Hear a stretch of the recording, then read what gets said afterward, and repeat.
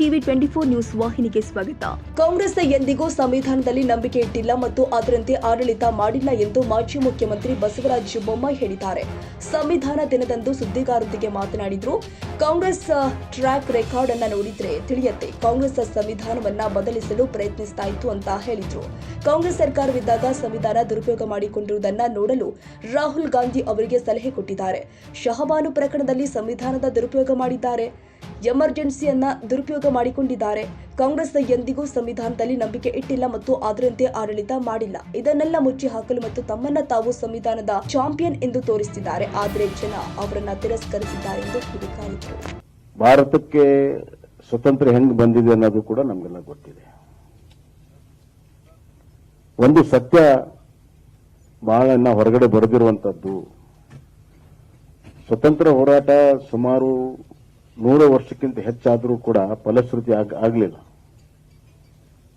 ಆದರೆ ಬಾರ್ಡೋಲಿಯಲ್ಲಿ ರೈತ ಸತ್ಯಾಗ್ರಹ ಆದಾಗ, ಚಂಪಾರನ್ನಲ್ಲಿ ಕಾರ್ಮಿಕರ ಸತ್ಯಾಗ್ರಹ ಆದಾಗ ಬಹಳ ದೊಡ್ಡ ಪ್ರಮಾಣದಲ್ಲಾಯಿತು.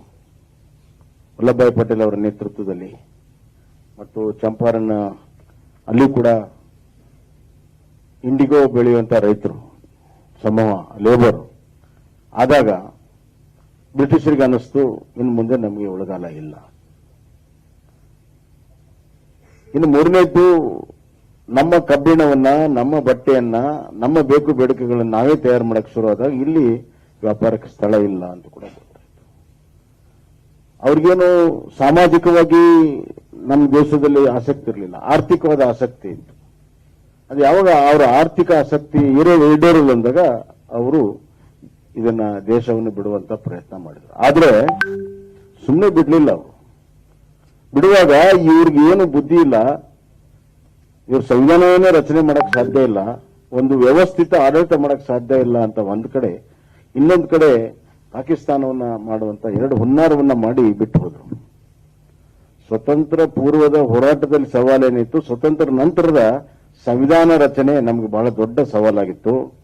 ಆ ಸಂದರ್ಭದಲ್ಲಿ ಅಧ್ಯಕ್ಷರು ಮತ್ತು ಚಲನಾರಾಯಣ ಸ್ವಾಮಿ ಅವರು ಹೇಳಿದ್ರು, ಏನು ಸಂವಿಧಾನ ರಚನೆ ಸಮಿತಿ ಇದೆ, ಸುದೀರ್ಘವಾಗಿ ಚರ್ಚೆ ಮಾಡಿ, ಎಲ್ಲ ಆಯಾಮಗಳನ್ನು ಚರ್ಚೆ ಮಾಡಿ, ಅದಕ್ಕೆ ಬಾಬಾ ಸಾಹೇಬ್ ಅಂಬೇಡ್ಕರ್ ಅವರ ಮಾನವೀಯ ತತ್ವಗಳನ್ನ ಅದರಲ್ಲಿ ಸೇರಿಸಿದ್ರಿಂದ ನಮ್ಮ ಸಂವಿಧಾನ ವಿಶ್ವದಲ್ಲಿ ಅತ್ಯಂತ ಶ್ರೇಷ್ಠ ಸಂವಿಧಾನ. ಸಂವಿಧಾನ ರಚನೆ ಮಾಡುವಾಗ ಹಲವಾರು ದೇಶಗಳ ಸಂವಿಧಾನವನ್ನ ಸ್ಟಡಿ ಮಾಡಿ, ಎಲ್ಲವನ್ನೂ ಮಾಡಿ, ಇದು ಸರ್ವಕಾಲಿಕವಾಗಿ ಜೀವಂತ ಇರುವಂತಹ ಒಂದು ಸಂವಿಧಾನ ರಚನೆ ಆಗಬೇಕು ಅಂತ ಹೇಳಿ ದೂರದೃಷ್ಟಿಯಿಂದ ಈ ಸಂವಿಧಾನ ರಚನೆ ಆಗಿದೆ. ಬಾಬಾ ಸಾಹೇಬ್ ಅಂಬೇಡ್ಕರ್ ಅವರ ಆಶೆ ಇವತ್ತು ಈ ದೇಶದಲ್ಲಿ ಸರ್ವ ಸ್ವತಂತ್ರ, ವ್ಯಕ್ತಿಯ ಸ್ವತಂತ್ರ, ಸಮಾನತೆಯ ಒಂದು ಬದುಕು ನಾವೆಲ್ಲರೂ ಕೂಡ ಇವತ್ತು ನಡೆಸ್ತಾ ಇದ್ದೇವೆ ಅನ್ನೋದನ್ನ ಯಾರು ಕೂಡ ಮರಿಬಾರದು. ಇನ್ನ ಈ ಸಂವಿಧಾನ ಯಶಸ್ವಿ ಆಗಬೇಕು, ಭಾರತ ಯಶಸ್ವಿ ಆಗಬೇಕಾದ್ರೆ ಸಂವಿಧಾನದ ಆಶೆಗಳು ಈಡೇರಬೇಕು ಮತ್ತು ಸಂವಿಧಾನ ಯಶಸ್ವಿಯಾಗಿ ಮುಂದುವರಿಬೇಕು. ಭಾರತ ಯಶಸ್ಸು ಈ ಸಂವಿಧಾನದ ಆಶೆಗಳನ್ನು ಈಡೇರಿಸುವುದರಲ್ಲಿದೆ ಅನ್ನೋದನ್ನ ಯಾರು ಕೂಡ ನಾವು ಮರಿಬಾರದು. ಆದರೆ ಆಡಳಿತಕ್ಕೆ ಬಂದಂತ ಕಾಂಗ್ರೆಸ್ ಪಕ್ಷ ಪ್ರಾರಂಭದಿಂದನೂ ಕೂಡ ಬಾಬಾ ಸಾಹೇಬ್ ಅಂಬೇಡ್ಕರ್ ಅವರನ್ನ ಯಾವ ರೀತಿ ತಿರಸ್ಕಾರ ಮಾಡಿದ್ರು, ಬಾಬಾ ಸಾಹೇಬ್ ಅಂಬೇಡ್ಕರ್ ಸಂಸತ್ತಿಗೆ ಬರೆದಂಗೆ ನೋಡ್ಕೊಂಡಿದ್ರು, ಅದೇ ರೀತಿ ಅವರು ರಚನೆ ಮಾಡಿರುವಂತಹ ಸಂವಿಧಾನದ ಬಗ್ಗೆಯೂ ಕೂಡ ಅವ್ರಿಗೆ ತಿರಸ್ಕಾರ ಇತ್ತು. ಆ ಮನೋಭಾವನೆಯಿಂದ ಇತ್ತು.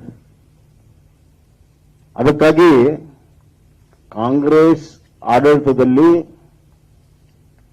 ಸಂವಿಧಾನದ ಮೂಲ ಸ್ಟ್ರಕ್ಚರ್ವನ್ನೇ ಬದಲಾವಣೆ ಮಾಡಬೇಕು ಅಂತ ಹೇಳಿ ಪ್ರಯತ್ನ ಮಾಡಿದ್ರು.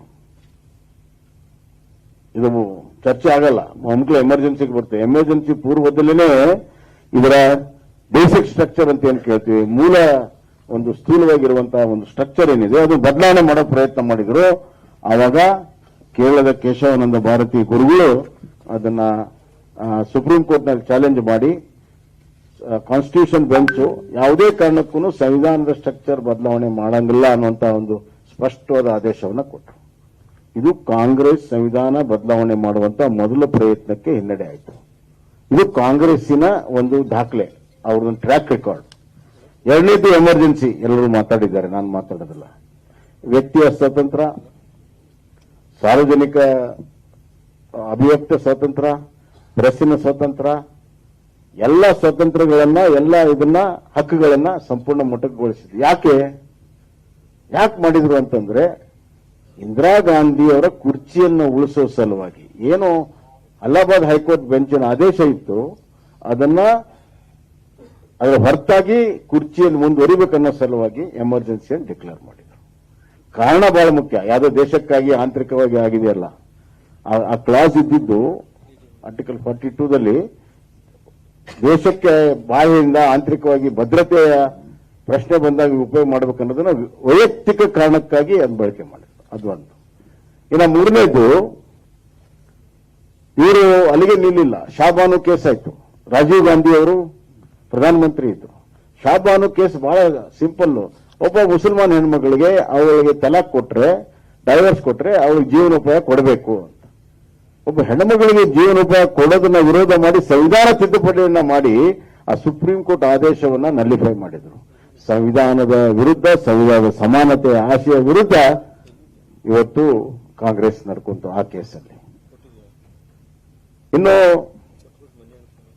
ಇವತ್ತು ಈ ಸಂವಿಧಾನವನ್ನ ಉಳಿಸಿರುವಂತದ್ದು ಕಾಂಗ್ರೆಸ್.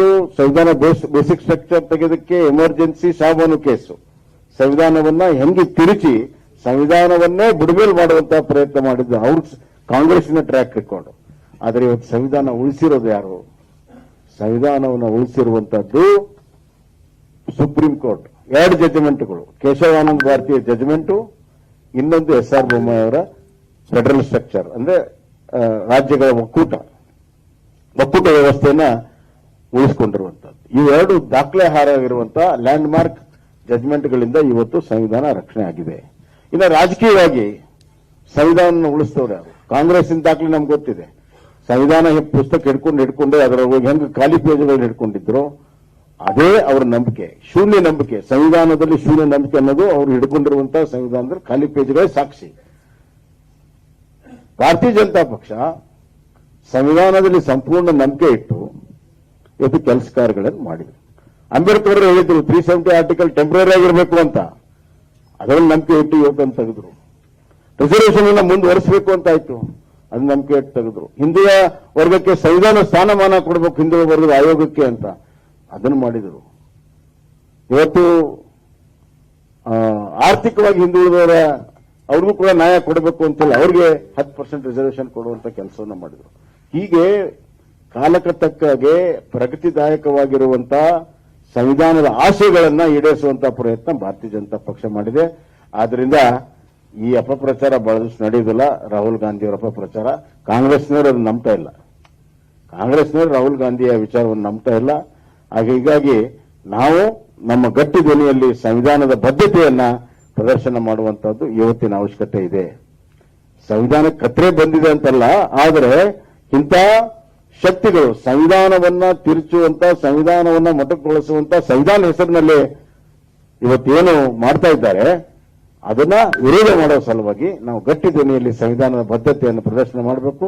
ನಮ್ಮ ಪಕ್ಷ 2 ತಿಂಗಳ ಕಾರ್ಯಕ್ರಮ ಏನಾಗಿದೆ, ಪ್ರತಿಯೊಬ್ಬರೂ ಕೂಡ ಭಾಗವಹಿಸಿ ಸಂವಿಧಾನವನ್ನು ಎತ್ತಿಡಬೇಕು. ಮತ್ತು ನಮ್ಮ ಸಂವಿಧಾನ ಎಷ್ಟು ಚೆನ್ನಾಗಿದೆ ಅಂದ್ರೆ, ಒಂದು ಸರ್ಕಾರ ಬಹುಮತ ಕಳ್ಕೊಂಡು ಇನ್ನೊಂದು ಸರ್ಕಾರ ಅದನ್ನ ಪಡ್ಕೊಳ್ಳುವಾಗ ಟ್ರಾನ್ಸಿಷನ್ ಏನಿದೆ ಬಹಳ ಸ್ಮೂತ್ ಆಗಿ ನಡೀತಿದೆ ಬೇರೆ ದೇಶಗಳಕ್ಕಿಂತ. ಅದು ಸಂವಿಧಾನದ ಬಲ.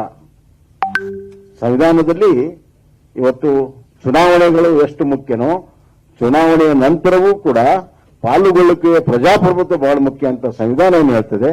ಅದನ್ನ ನಮ್ಮ ಭಾರತೀಯ ಜನತಾ ಪಕ್ಷ ಇವತ್ತು ಅಕ್ಷರಶಃ ಪಾಲನೆ ಮಾಡ್ತಾ ಇದೆ. ಭಾರತದ ಭವಿಷ್ಯ, ಸಂವಿಧಾನದ ಭವಿಷ್ಯ, ಭಾರತೀಯ ಜನತಾ ಪಕ್ಷದ ಭವಿಷ್ಯ ಎಲ್ಲವೂ ಕೂಡ ಒಂದಾಗಿದೆ. ಅದು ತಕ್ಕಾಗಿ ನಾವು ಮುಂದಿನ ದಿನಗಳಲ್ಲಿ ನಡ್ಕೊಳ್ಳೋಣ, ಬದ್ಧತೆಯನ್ನು ಪ್ರದರ್ಶನ ಮಾಡೋಣ.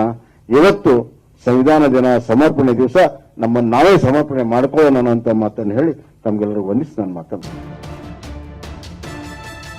ಕನ್ನಡಿಗರ ಮೆಚ್ಚಿನ ನಿಮ್ಮ ಟಿವಿ 24 ಕನ್ನಡ ನ್ಯೂಸ್ ವಾಹಿನಿ ಇದೀಗ ಟಿವಿಯಲ್ಲಿ ಲಭ್ಯ. ಕರ್ನಾಟಕ ಮತ್ತು ದೇಶ ವಿದೇಶದ 360 ಡಿಗ್ರಿ ಸುದ್ದಿ ಹಾಗೂ ಉತ್ತರ ಕರ್ನಾಟಕ, ಬೆಳಗಾವಿ, ಬಾಗಲಕೋಟೆ, ಧಾರವಾಡ, ಹಾವೇರಿ, ಗದಗ, ಬಿಜಾಪುರ ಜಿಲ್ಲೆಯ ಕ್ಷಣ ಕ್ಷಣದ ವಿವರವನ್ನ ಪಡೆಯುವುದಕ್ಕೆ ಟಿವಿ 24 ಕನ್ನಡ ನ್ಯೂಸ್ ವಾಹಿನಿಯನ್ನ ಲೈಕ್ ಮಾಡಿ, ವಿಡಿಯೋಗಳನ್ನ ಶೇರ್ ಮಾಡಿ, ಕಮೆಂಟ್ ಮಾಡುವ ಮೂಲಕ ನಮ್ಮ ವಾಹಿನಿಗೆ ಸಹಕಾರ ನೀಡಿ ಮತ್ತು ಚಾನೆಲ್ ಅನ್ನ ಸಬ್ಸ್ಕ್ರೈಬ್ ಮಾಡಿ. Thank you.